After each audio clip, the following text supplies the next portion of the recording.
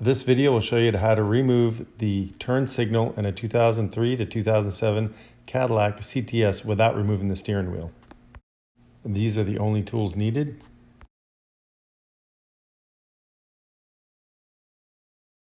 These are the only parts required to be removed. Start out by removing the two screws on the bottom half of the steering column with a Torx T20. Alright, the first thing you want to do is remove these two screws from right here and right here. Next, you're going to want to remove the plastic cover to the key ignition. Now the top and bottom half of the steering column can be pried apart.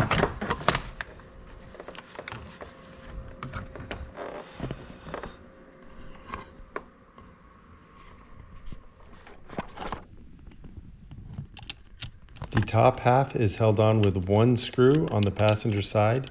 Use either a E6 or a 5/32 socket.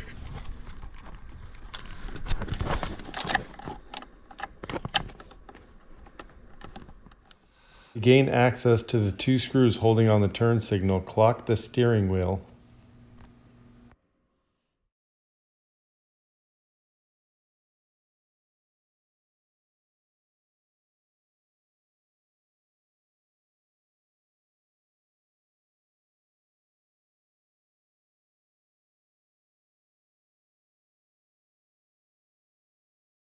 Signed off on what would be called high-risk behavior already. Like, you're there because you want to go to Vegas and gamble.